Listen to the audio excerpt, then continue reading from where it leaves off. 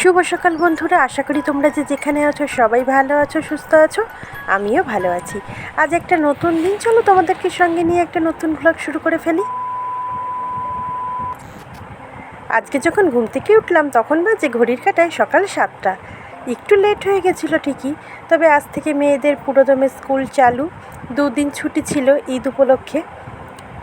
তো দেখো, প্রথমেই ওপাশে ভাত বসানো আছে, আর এইদিকে আমি এটা হচ্ছে কুদ্রি আলু ভাজা। এই ভাজাটা তোমাদের দাদাভাই বসিয়ে দিয়েছিল, আমি ভাত বসিয়ে স্নান করতে চলে গেছিলাম।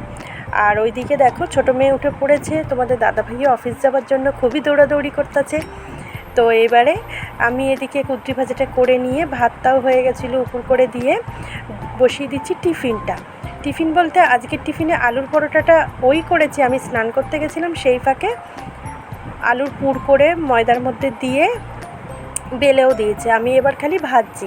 আজকের আলুর পরোটাগুলি ঘি দিয়ে ভেজেছি। প্রথমে সেঁকে নিয়েছি, আমি যেইভাবে সেঁকে নিই, তারপরে ঘি ব্রাশ করে আলুর পরোটাগুলি করেছি। আর তার সঙ্গে করেছি ছোলার ডাল। কেন, ঘুগনি আগের দিন খাওয়া হয়েছে, ওই জন্য আজকের আর ঘুগনি বানানো হয়নি।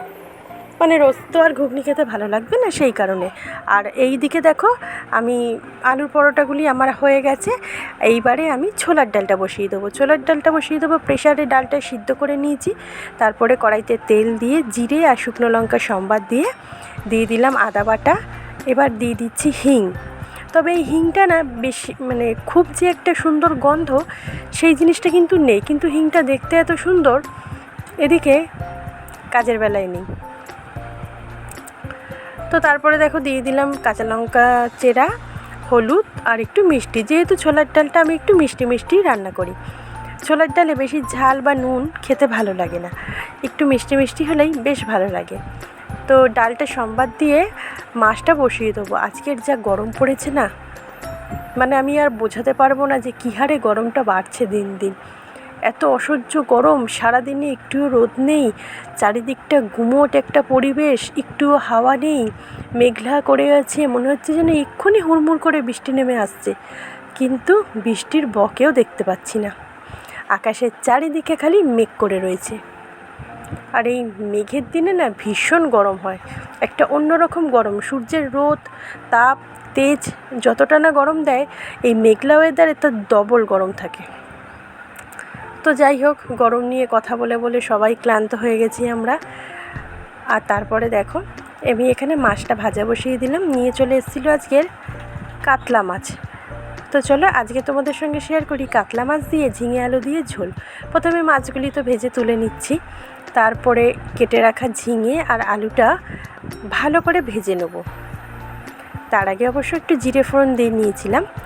মাছগুলি ভাজা হয়ে গেছে, এবার তুলে নিচ্ছি। তারপরে দেখো, গোটা জিরে সম্বাদ দিয়ে কেটে রাখা ঝিঙে আর আলুটা দিয়ে দেবো। বেশ ভালো করে ভাজা ভাজা করে নেব। আর মেয়েদেরকে তো আজকে টিফিনে আলুর পরোটা আর ছোলার ডাল দিয়েই দিয়েছি, সবার জন্যই বানানো হয়েছিল টিফিনটা। এবার কেটে রাখা ঝিঙে আলুটা দিয়ে একটু হলুদ গুঁড়ো দিয়ে দিচ্ছি। হলুদ গুঁড়োটা দিলে পরে ভাজাটা বেশ তাড়াতাড়ি হয়ে যায় আর ভালো লাল লাল হয়। আমি অবশ্য কোনো সবজি ভাজার মধ্যে নুন দিই না, কেন ভাজাতে নুন দিলে পরে সবজিগুলির থেকে জল বেরিয়ে আসে, সবজিটা ভাজাও যায় না। তো যাই হোক, সবজিটা বেশ ভালো করে ভাজা হয়ে গেল। আর ওদিকে নুনের ঢাকনাটা আটকাতে গিয়ে হাতের থেকে গেল পড়ে, তুলে আবার আটকে দিলাম। তারপরে দিয়ে দিলাম একটু লঙ্কার গুঁড়ো, দিয়ে দিচ্ছি হলুদ গুঁড়ো, পরিমাণ মতন লবণ তো আগেই দিয়ে দিয়েছি। আর এদিকে দেখো আদা জিরে বাটাও দিয়ে দিলাম।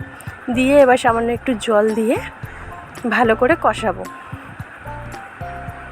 ভালো করে কষানো হয়ে গেলে পরে তারপরে জলটা অ্যাড করে দেবো। জলটা অ্যাড করে কড়াইটাকে ঢাকা দিয়ে আমি চলে গেছিলাম রেডি হতে।